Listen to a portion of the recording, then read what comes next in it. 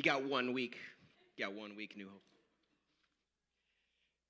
I dream of a wall of diapers. That's where. So, I know, I have strange dreams.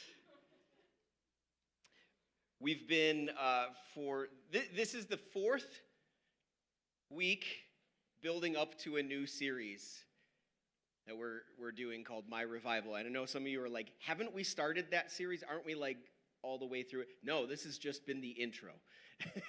And I don't even want to call it a series because I believe it's more than that. I believe we're entering into a season as a people, a spiritual season in which God is inviting us, New Hope, to lay hold of our revival. And my goal in these 4 weeks has really been to try to tempt you to want to live. Jesus says that I am the resurrection and the life. The one who believes in me will live. And I'm trying to tempt you to want to live. One of my favorite movies of all time is Napoleon Dynamite. And for those of you who haven't watched it, don't go expecting some amazing spiritual insights. It is the stupidest movie you'll ever see. And I just love it. But this one scene keeps coming back to me. Napoleon's Uncle Rico is making money by selling Tupperware door to door. See, I told you it's stupid. And he goes to these people's house and he's kind of a sleazy guy. And he's doing this slick Tupperware presentation. And he's like, if you buy the full set, you get, I forget what it was, what was it? A sailboat in a bottle. And here's what's burned into my mind. The wife turning to the husband going, I want that. Like she wants that sailboat so bad. And that's what I keep hearing in my head is like wanting that revival life for myself so bad. I want that. I have to have it. I gotta have it. That's my goal. So this is the last of those weeks of just building up to, because I really want to make sure we're ready to enter this season together, because God is going to meet us at our level of desire. That's worth repeating. God is going to meet us at our level of desire. It's a spiritual principle. You can have as much as you want.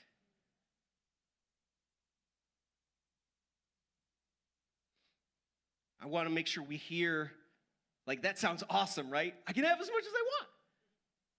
But I want to make sure we hear the other part of that. Like, why don't I have more? Maybe because I don't want it. So I want to tempt you until you're like, I want that. All right?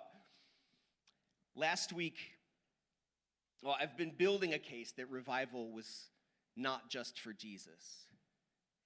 That revival is for us. And last week, we saw that revival is more than this one powerful moment or meeting.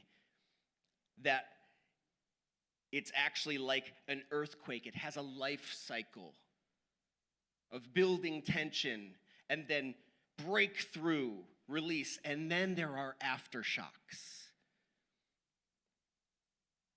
Here's a quick review of the life cycle of revival that we saw modeled in the revival of Lazarus. And there's notes in your bulletin. And if you missed that, bulletins are right there, notes are right there, and Barb is right there. She'll help you out.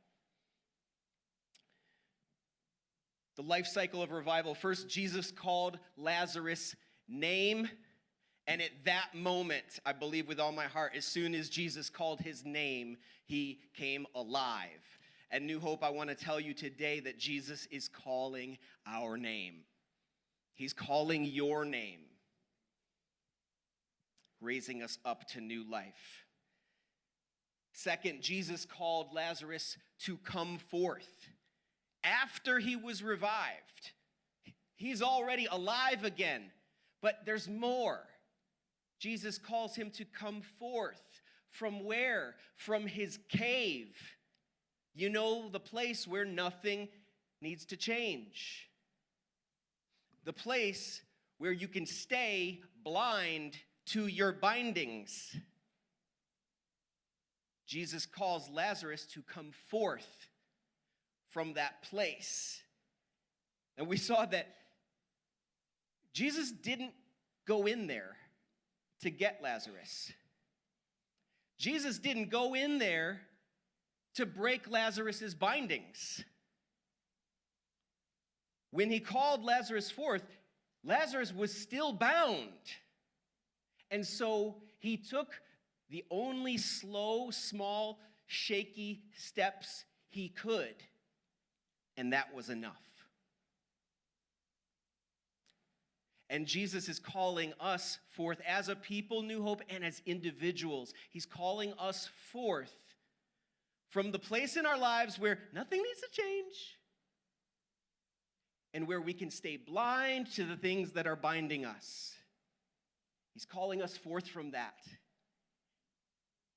And lest you get scared and overwhelmed, the little weak, shaky step that you can take today is enough.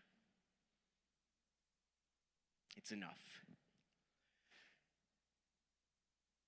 Jesus called the people around Lazarus to unbind him. Lazarus got free in community. Oh, it's so powerful and scary. Jesus calls us out of isolation into community. That's where we get free. It's not all by myself. I'll get it all figured out. I'll get free from all my stuff, and then people can see me. It doesn't work that way. We get free in community. And then Jesus called the people to let him go. And Lazarus was propelled by the people around him. And that's what we're called to be. Jesus calls us to add momentum to one another's lives, propel each other in our divine destinies. So exciting. It's so good. So those are the elements, the life cycle of revival we saw. And today I want to look at the aftershocks. What happened immediately after Lazarus was revived? And what can we learn about the aftershocks, the effects of revival in our own lives?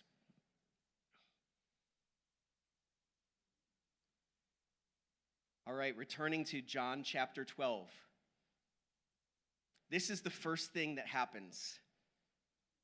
This is the first thing we hear about Lazarus after he's revived. John 12, 1 through 2. Jesus came to Bethany, where Lazarus was, whom Jesus had raised from the dead. We've gotten no news of Lazarus since we left him off alive, unbound. So they made Jesus a dinner there.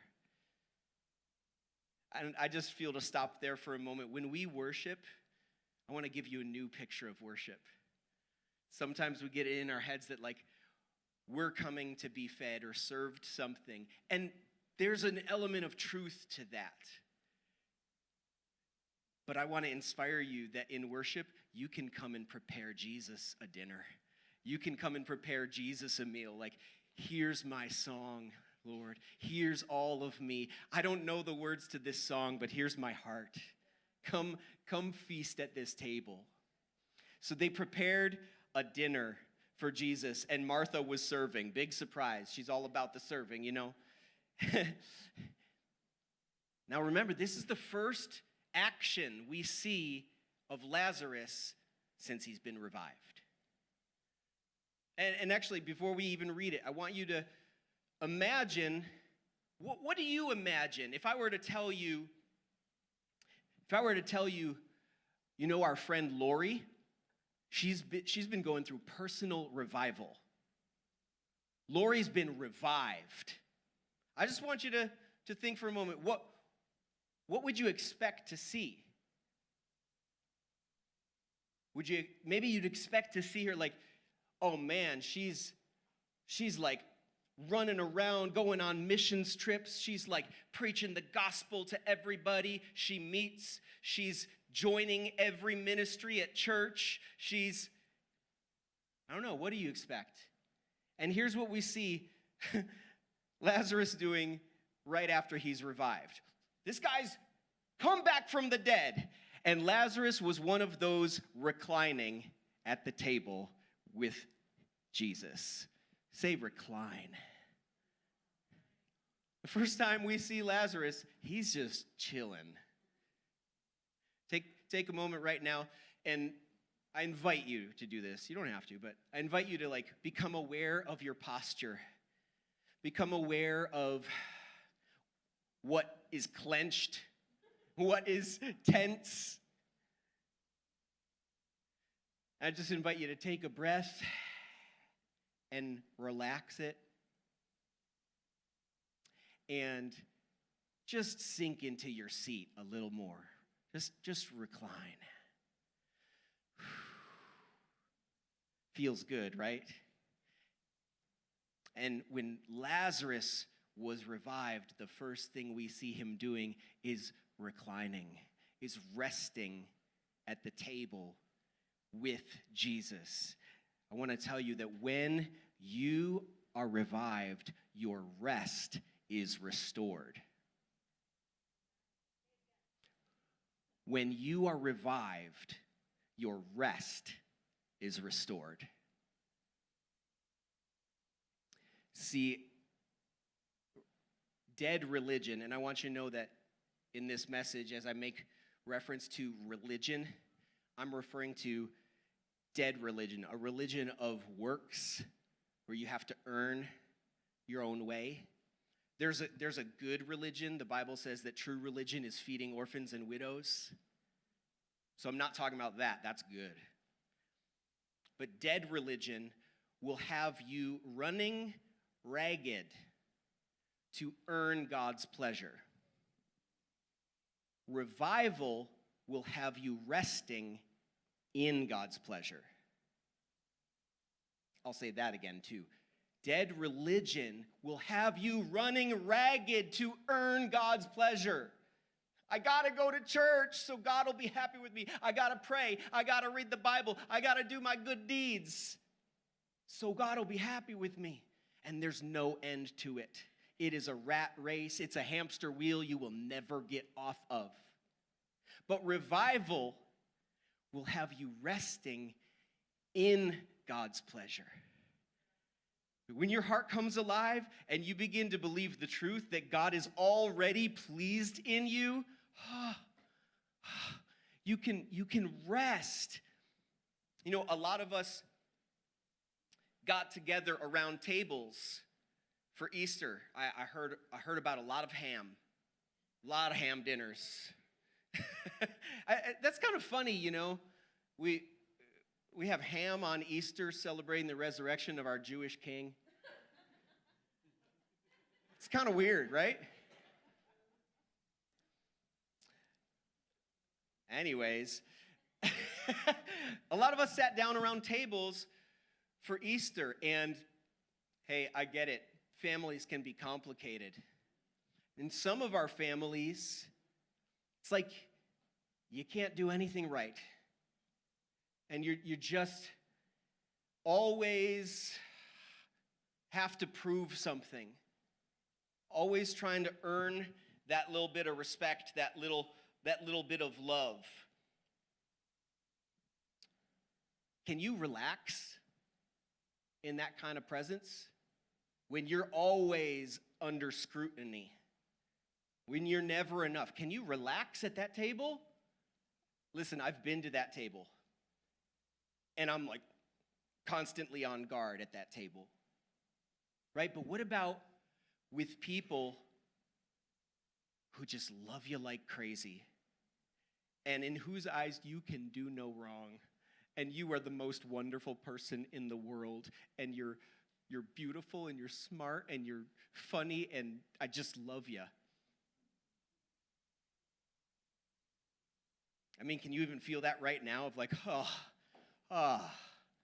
what a relief. I can relax in the presence of someone like that. I can rest at that table.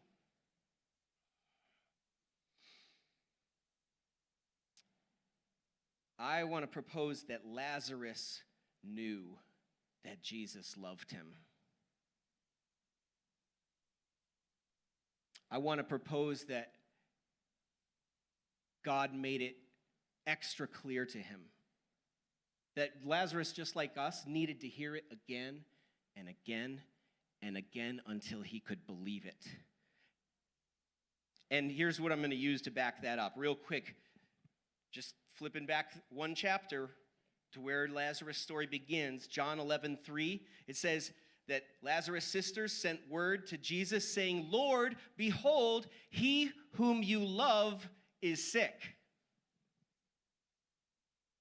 And in verse 5, it says, "Now Jesus loved Martha and her sister, Mary, and Lazarus." How did John, the author, know that? How did John know that Jesus loved Lazarus? And I don't know, I just imagine it was obvious. I just imagine it was visible, like, oh gosh, he loves that dude, you know? And then verse 35, 36, when Jesus is at the tomb of Lazarus, knowing that in the next second, he's gonna call his friend's name, he's gonna come back to life and walk out of that grave. Knowing that, Jesus wept over his friend experiencing death. So the Jews were saying, "See how he loved him." I just find it interesting that 3 times in John 11, it says Jesus loved him, Jesus loved him, Jesus loved him. Sometimes you got to hear things over and over again until you believe it. And the next time we find Lazarus, he's resting in the presence of Jesus. So I propose that knowledge, knowing that Jesus loved him, is what allowed him to rest. I don't have to be scurrying around doing everything. Dead religion will have you running ragged, trying to earn God's pleasure. But revival will have you resting in God's pleasure. Oh, so good. I want to say that some of us have dead prayer lives or dead relationships with the Bible because we're ashamed and we don't know that God's already pleased with us. I mean, why do you want to spend time talking to somebody who is impossible to please? Why would you want to do that? Why would you want to go to a prayer meeting if it would be impossible to ever pray enough and God to be happy with it? Shame can be a powerful motivator for a little while. Shame is like sugar. You taste it and you get that initial rush. Like, oh my gosh, I better do something because God's not happy with me. Shame. Do things. You get that initial rush, but it doesn't last, and it always ends in a crash. It can't be sustained. But when you start feasting on the good food of God's pleasure over you, that's the good stuff that can sustain you.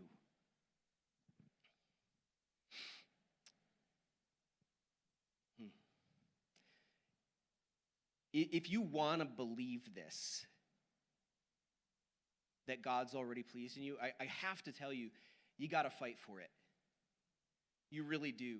Because everything around us, like the systems of the world, even the systems of dead religion, are constantly screaming at us, you're not enough, do more, earn your place, constantly, right? If we want to believe differently than that, we really need to combat it. Sometimes you need to say the same thing over and over again. He loves me, he loves me, he loves me. And I want to suggest that you take one of these verses, these lines from Lazarus' life, and make it a personal phrase, a meditation for yourself. Like from John 11:3, where, and say this over yourself, maybe looking in the mirror or pointing to yourself, Lord, behold the one you love. Right here, me. And it might be real hard at first, like looking yourself in the mirror and going, Lord, behold the one you love. It might be hard. Just do it again and again. From verse 5, now Jesus loved, and insert your name. Now Jesus loved Allie. Now Jesus loved Todd. Now Jesus loved Marianne. And say that. Say that over yourself. It's not a one and done thing. It's a meditation of the heart again and again. Or just a proclamation like from verse 36. See how he loves me. See how he loves me. I just encourage you to say that right now at whatever volume works for you. Even if it's silent in your heart, see how he loves me. Look, just see how he loves me. And I want to encourage you, make this your stubborn meditation. Say it again and again and again until you find yourself resting in the presence, in the pleasure of God.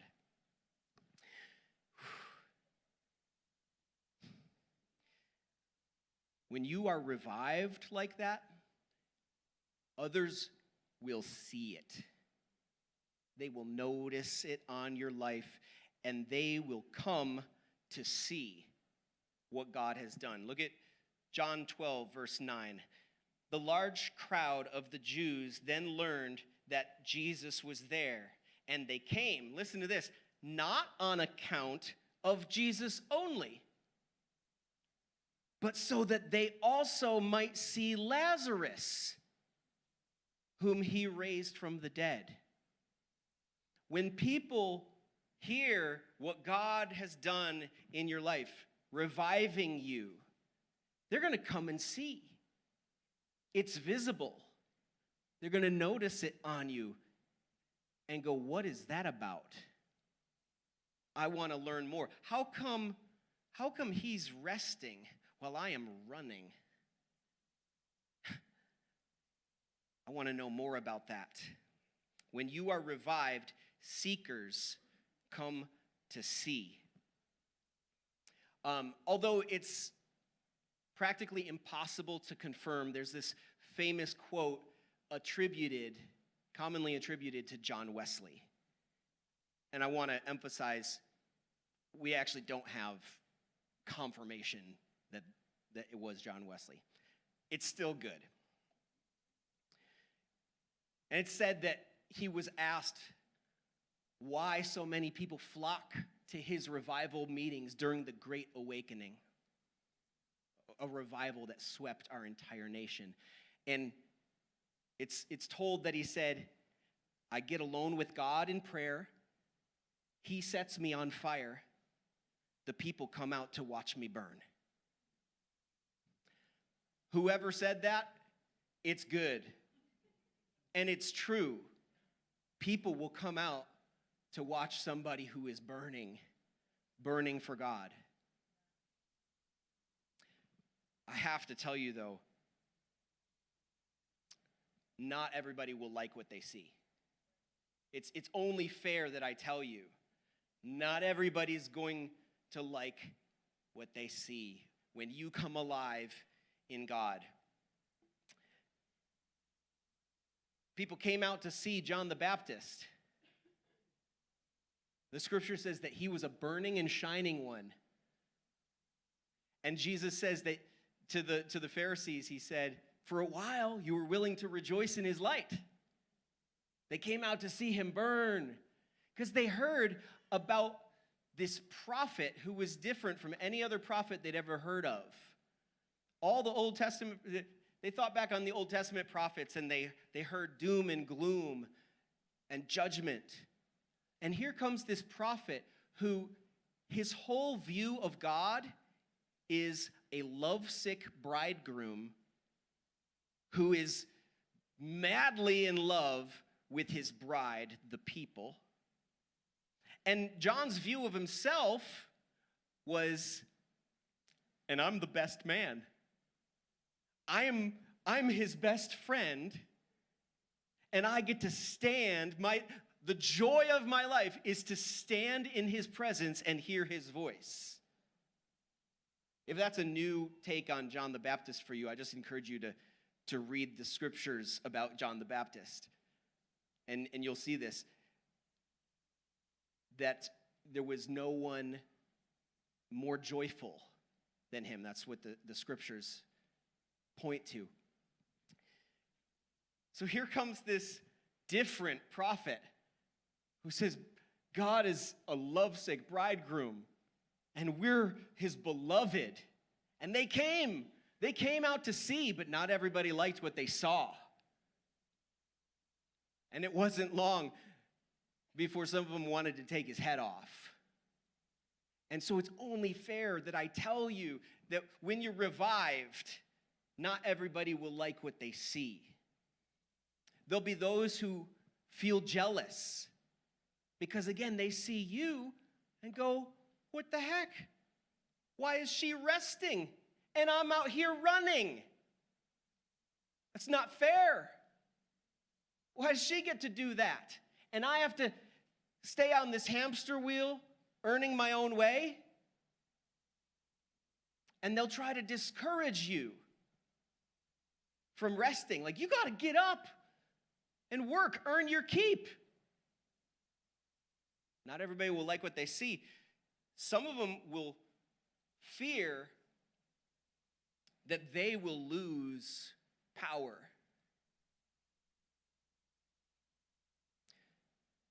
You know, if the people realize that they don't have to work to earn God's love, then they won't do all the work that I want them to do.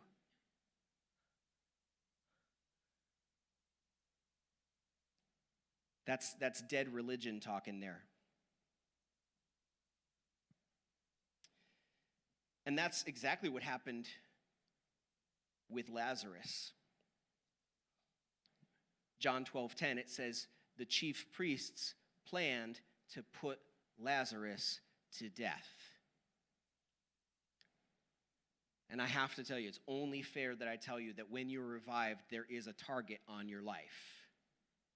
And that's not to scare you, it's just to make you wise. Make you wise to it. And he who is in you is greater than he who is in the world. You don't have to be afraid. Just be aware. There's a target on your life. The religious spirit will try to assassinate you because it wants to keep us locked and bound in that system, constantly running on that hamster wheel. And that's the way of death, but Jesus' way of rest is the way of life. I hope you understand that when I talk about resting in God, I'm not talking about never doing anything.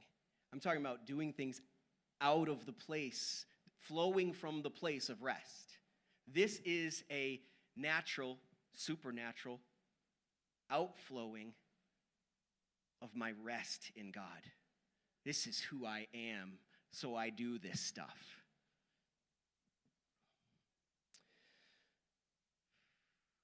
when people see you moving away from that way of death, many of them will be drawn towards the way of life.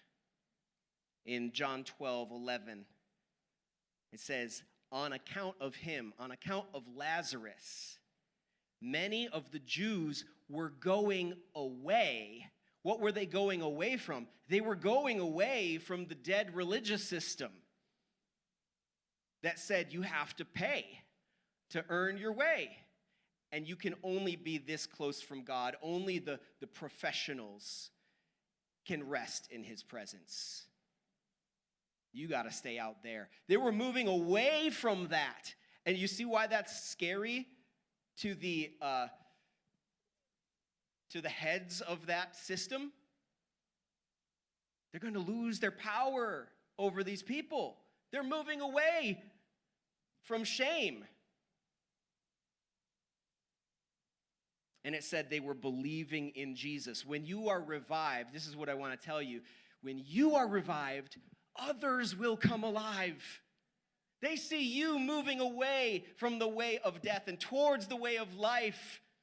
And they become emboldened and inspired to do the same. Well, if he can do it, maybe I can too. Yeah. So I want to say this. If you want to see others get free, pursue your own freedom. If you want to see others be healed, pursue your own healing. I'll get specific, if you want to see others have healthy relationships, pursue healthy relationship. It's easy to get so focused on somebody else's wounds and being like, they really gotta get that looked at. And be frustrated by it. The best thing you can do is pursue your healing, your wholeness. And just in case this thought crosses your mind, well, I'm already a believer, I'm already healed, I'm already set free, I'm good. It doesn't work that way. It's true. All of that was bought for you. Jesus paid it all. All to him I owe, right? He bought it.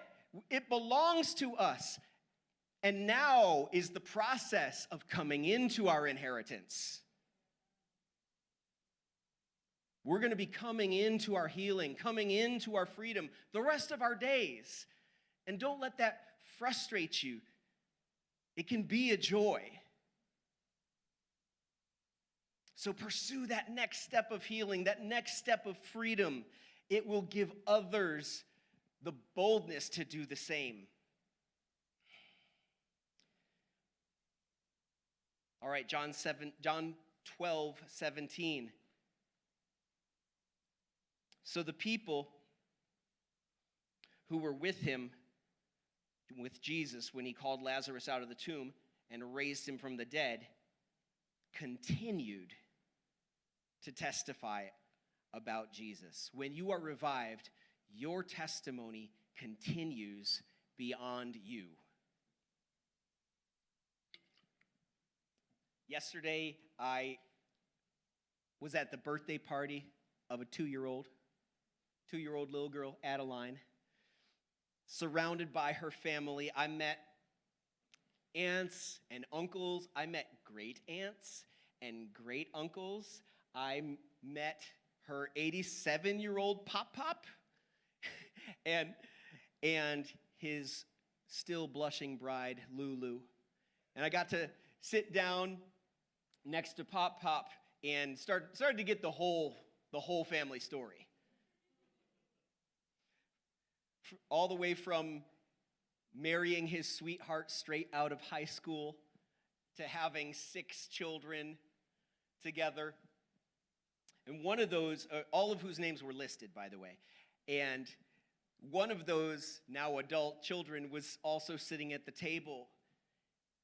And she began to tell me about growing up in a very strict Catholic household where you had to pray a certain way at a certain time, at a certain place, or it was wrong.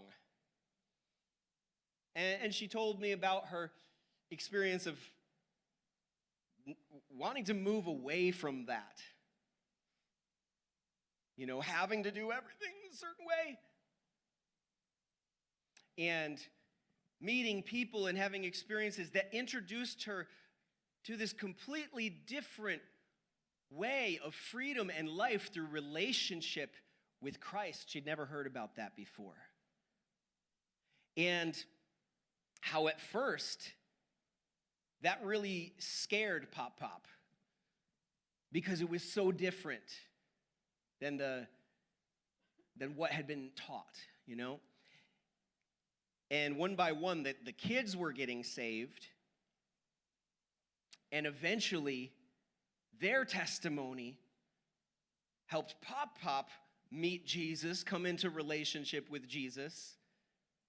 And hearing all this, I became very aware sitting there surrounded by Pop and Lulu and their kids who have relationship with Jesus, who then imparted that to their kids' relationship with Jesus. And those kids are now having their own kids, raising them in relationship with Jesus. I was aware of the legacy. I was aware of the testimony that continues beyond you. Because when you are revived, when you come alive in Christ, your testimony continues beyond you. I want you to know, it goes both ways. I hope you heard that in that little story. It went back in time, you know, from a younger generation to an older generation, the testimony continued. And then from that generation to a younger generation,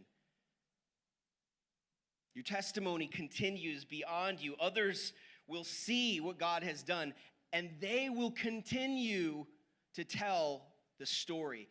And see what happens when they do. In verse 18, for this reason, the people went to meet Jesus. Why? Because they heard he had performed this sign in Lazarus' life. They heard Lazarus' testimony, and that's why they went out to meet Jesus. When you are revived, I want to tell you, your life becomes a sign pointing others towards Christ. Your life becomes a big, flashing billboard going, life this way. This way. And without any shame and condemnation, just do a little check-in here right now. Like, is my life a flashing sign going, revival this way? Are my relationships a flashing sign going, this is the way to life? Are my words and the way I spend my time flashing signs to people saying, this is the way to life? And again, I gotta say it, without shame and condemnation. It's okay to take honest inventory and go, not so much. Not so much in this area. Maybe a little more here. That's okay. And then go, God, I want it to be a bigger, brighter sign. I want my relationships to be a bigger, brighter sign of revival. See, because you don't have to earn anything. You can just be loved by God and take that next step towards that. Your life becomes a sign.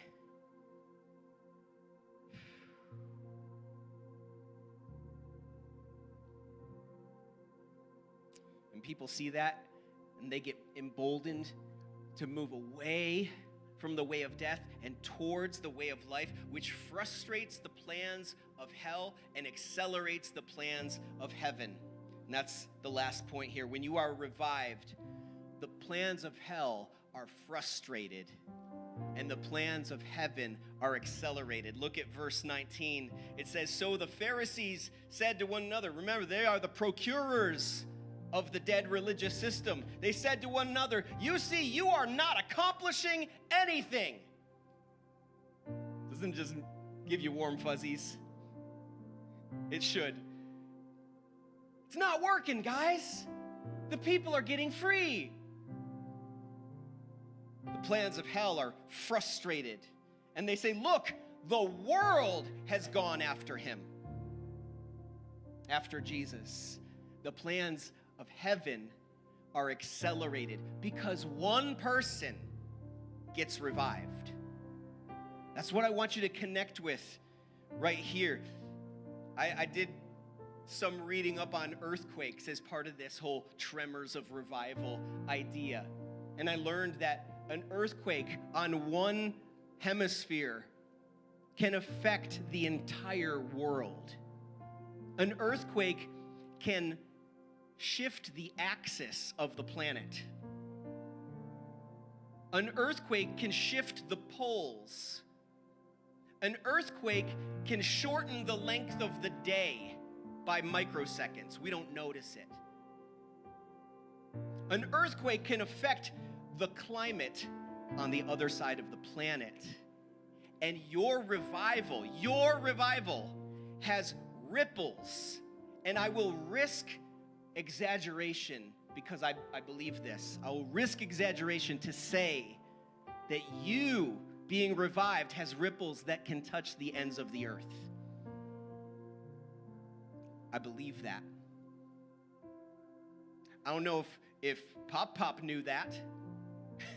You know, that him coming to Christ would have ripples. And the Smiths and Schmitz can tell you their story another time. But it's not an exaggeration to say that faith has touched ends of the earth.